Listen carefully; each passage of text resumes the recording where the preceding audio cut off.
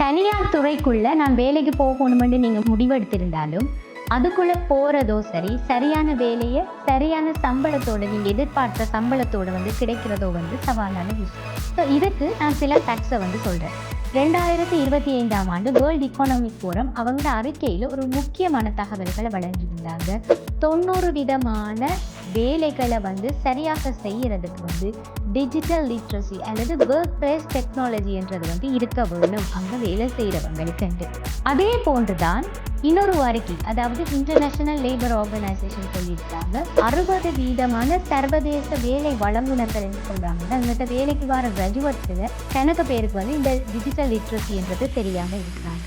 சரி, நம்ம ஏன் சர்வதேசத்தை பார்க்க இலங்கையில் என்ன சொல்லியிருக்காங்கன்னு பார்த்தா 70 வீதமான வேலை வழங்குனர்கள் சொல்கிறாங்க. எங்கிட்ட வர கிராஜுவேட்ஸ் 70 வீதமானவங்களுக்கு இந்த ஒர்க் பிளேஸ் டெக்னாலஜியோ அல்லது இந்த டிஜிட்டல் லிட்ரஸியோ இல்லை. நான் ஒரு ஸ்மார்ட் ஃபோனை யூஸ் பண்ணுறேன், எனக்கு டிஜிட்டல் லிட்ரஸி இருக்குது. ஸ்மார்ட் ஃபோன் யூஸ் பண்ணுறது என்றது வேறு, இந்த டிஜிட்டல் லிட்ரஸி என்றது வேறு. நிறுவனங்களால் எதிர்பார்க்கப்படுற இந்த டிஜிட்டல் லிட்ரஸி என்ன? Work place software skill.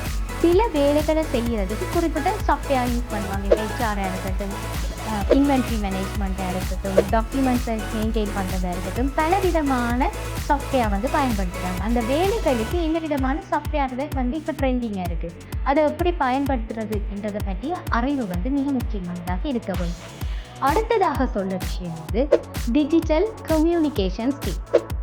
இப்போ பெரும்பாலான தொடர்பாடல் இமெயிலில் கதைக்கிறாங்க, வாட்ஸ்அப் சேனலில் கதைக்கிறாங்க. இதை தவிர்த்து ட்ரெலோ இந்த மாதிரியான பலவிதமான ஒரு டூல்ஸை பயன்படுத்தி கொள்கிறாங்க. இதை அவங்ககிட்ட இல்லாமல் இதுக்கு என்ன காரணம்னா யூனிவர்சிட்டிஸில் இதை பற்றி நம்ம படிக்கிறது இல்லைன்றதுக்காக நாம் அதை பற்றி அறிவை பெற்றுக்கொள்ளாமல் இருக்க முடியாது. இது தொடர்பாக நாம் தான் அந்த அறிவை வளர்க்கணும்.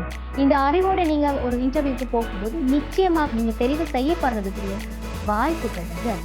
இது தொடர்பாக யூடியூப்லேயும் சரி, லிங்க்டின்லையும் சரி, நீங்கள் அறிவை வளர்த்து கொள்ள மிக முக்கியமான விஷயமாக இருக்கும். இதை பற்றியும் அடுத்து வரும் வீடியோக்களை நான் உங்களோட பார்க்கணும்.